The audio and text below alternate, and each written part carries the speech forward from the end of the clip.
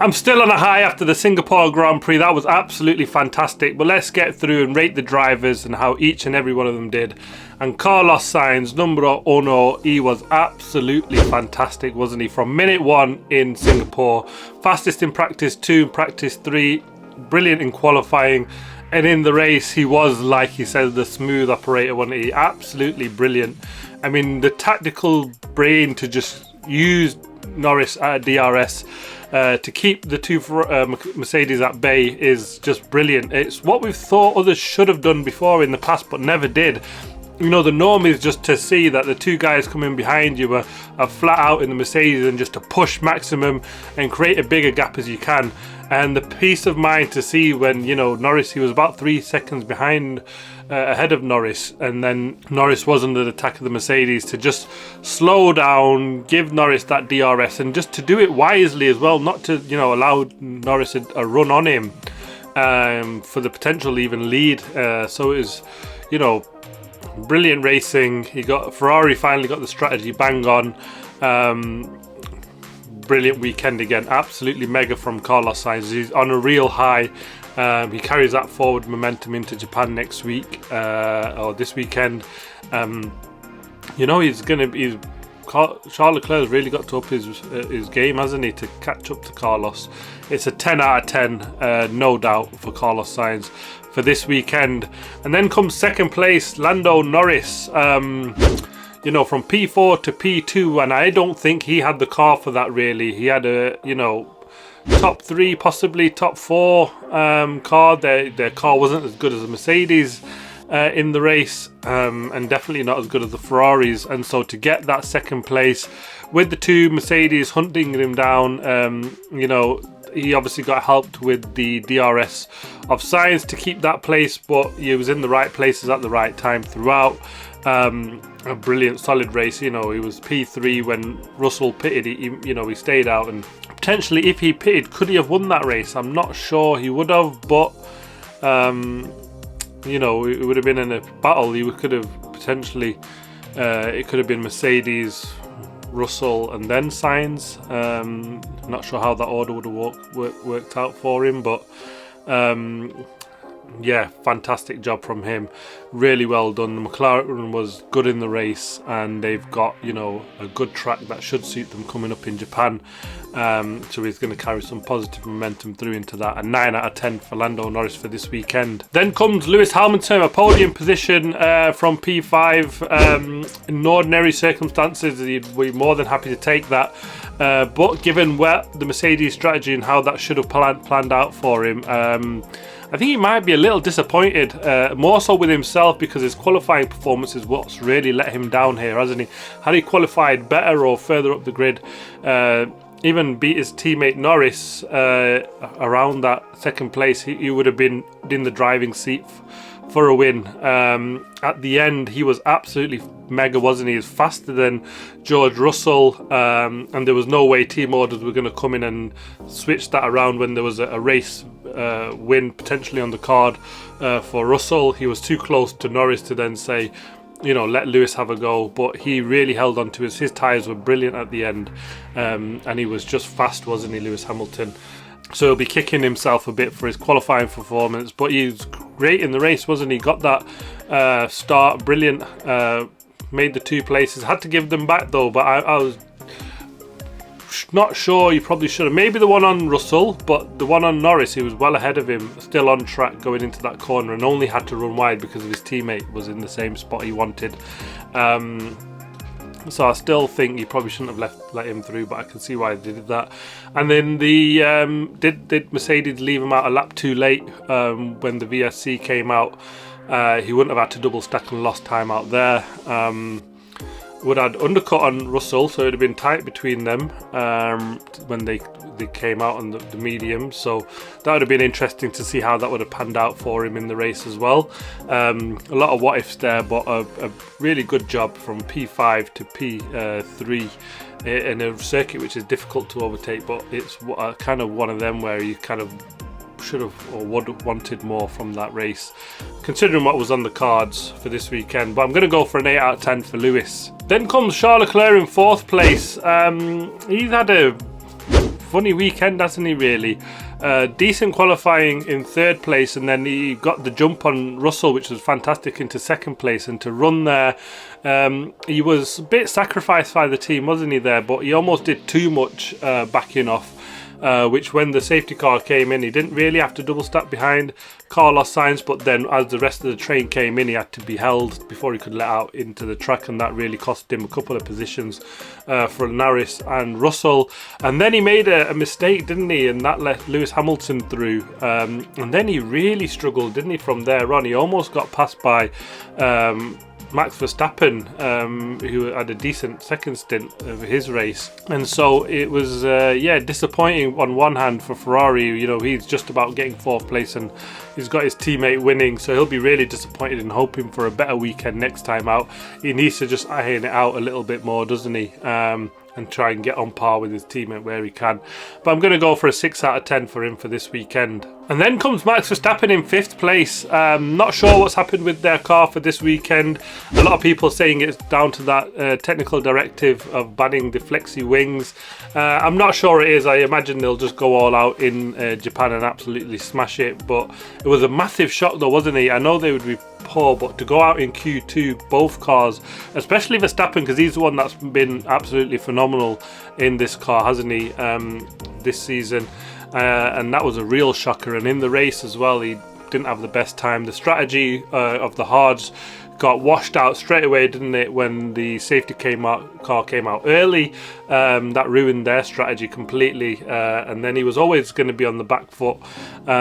Decent job to recover to 5th and nearly got 4th. Had he got 4th, I mean, you'd have looked at and thought that's a brilliant comeback, isn't it, really, from him. But wasn't to be. An overall poor weekend for the whole team. The winning run comes to an end, and he'll be off to Japan, and I'm sure he'll be looking to get that right straight away. But I'm going to go for a 4 out of 10 for him for this weekend. Then comes Pierre Gasly. He's finished in 6th place, a really decent result and some good points for the Alpine team here from him.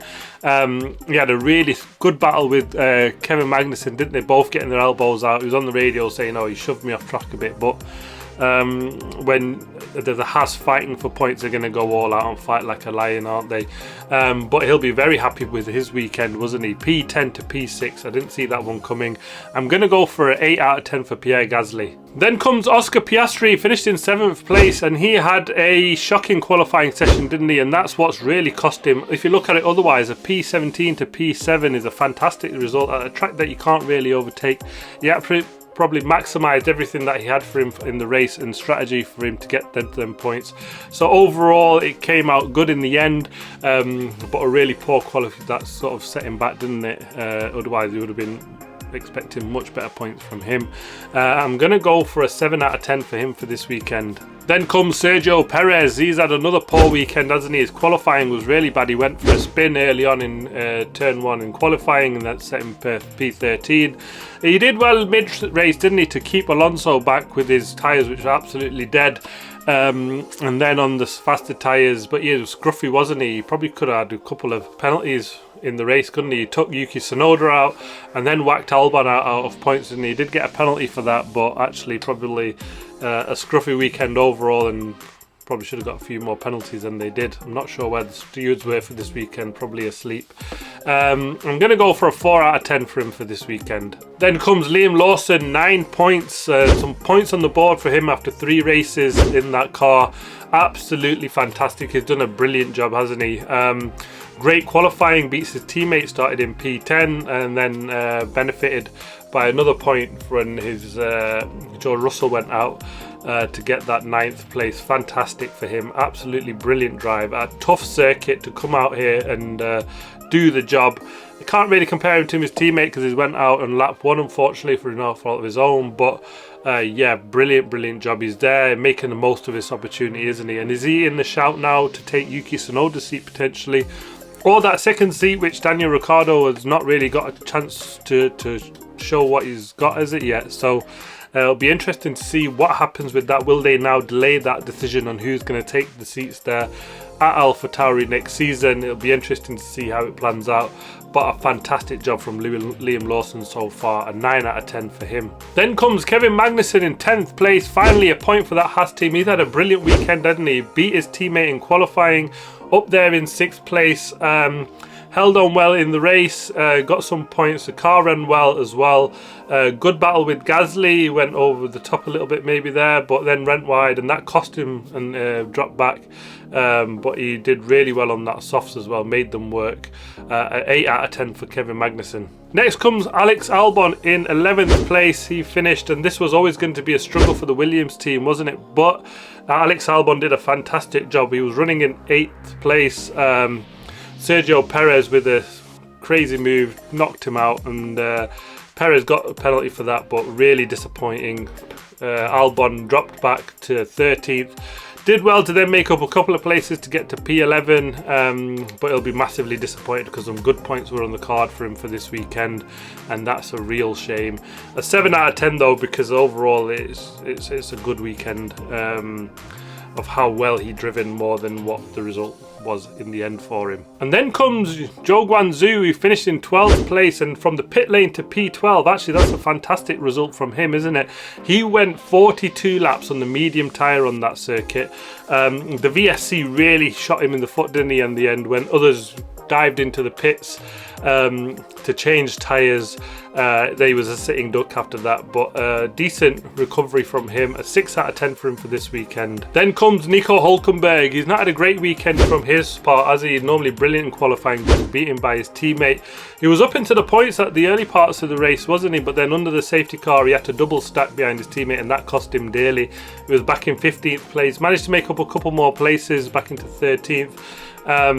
He'll be disappointed not to get more where a car is good this weekend. They kind of need to maximise that and get points where they can in their championship battle, aren't they? A tight battle Haas are. So yeah, disappointing from him. A 5 out of 10 for him for this weekend. Then comes Logan Sargent in 14th place. He'd be disappointed, and he had made a rookie mistake and went off at lap 20, which caused a safety car. Big damage, and then he was way back at the back of the field, wasn't he? Had a brilliant stint though, wasn't he? He was quick to the race at one point. I think maybe because everyone else was tyre saving, he just went for it. But yeah, he needs some big performances now, doesn't he, to keep that seat? I think he's the only one on the grid with some real pressure to retain that seat going forward into next year. Can he get some points to relieve some pressure on him? Much needed, decent result, you know, or race from him is needed now to, I think, you know, to try and keep that place. I'm going to go for a 4 out of 10. And then comes Fernando Alonso in 15th place, the last of the runners, and he's had a scruffy weekend, didn't he? He got that 5-second penalty when trying to get into the pits under the safety car for running wide and then coming back across the line. And then he made a mistake trying to pass Perez, which then let Ocon through, and he'll be really disappointed with that. And then under the VSC, to make matters worse, he pitted for softs, and they made a mess of that pit stop, didn't they, the Aston Martin boys? 25 seconds. He was then running last, you know, made no impression from there. A really disappointing one to forget for Aston Martin. One guy doesn't start, and Alonso had a shocker. A 3 out of 10 for Alonso for this weekend. I don't think I'll be saying that many more times. And then comes the DNFs. George Russell. Well, where do we start with his? He had a brilliant qualifying to get into P2. Fantastic performance. And then he was on the radio pushing for that race win. And it was brave actually to pit from second place to come in for the mediums and push to try and get that win. Just didn't come off, and yeah, be massively disappointed to make that mistake and go out on the last lap. He was massively angry with himself, wasn't he, calling himself a rookie? It was a poor mistake to make. But for that, up to that point, he had a magnificent race, didn't he? So it's really hard to score that one, but I'm going to go for a 7 out of 10 for George Russell. And then was Valtteri Bottas. He started on the hards like the two Red Bulls, and actually that early safety car put the end to that strategy, didn't it? And then in the end, he had a gearbox and hydraulics issue, brought his race to an end just after the midway point. Yeah, Bottas, disappointing. Not much you can say really, but he had a poor qualifying as well. I'm just going to go for a 4 out of 10 for him for this weekend. And then comes Ocon, isn't it? And he is disappointing. He was in the hunt for some points. Brilliant move on Alonso, and then Perez. It's a real shame that he had that car issue that I've seen him go out, but I'm going to go for a 6 out of 10 for him. Yuki Tsunoda next. What can you say? Another race where he's gone out on the last lap. Last time Monza, he didn't even get to start the race, did he? Got whacked out by Perez through no fault of his own. He just needs a clean weekend, doesn't he, to try and relieve some of that pressure. Next up, his home race in Japan. Hard to score him really, but I'm going to go just off his qualifying performance, and he's been beaten by his teammate. So 5 out of 10 for Yuki for this weekend. And then finally, Lance Stroll. Bad crash on qualifying. He was last anyway. We didn't even start the race. I'm just going to give him a 1 out of 10 because, you know, that's all you can say for that one. Watch out for the Japan preview coming up in a couple of days' time, and we're right into race week again. I cannot wait after a fantastic Singapore Grand Prix. Thanks for watching. Please like, subscribe and comment as always. I'll see you in the next video.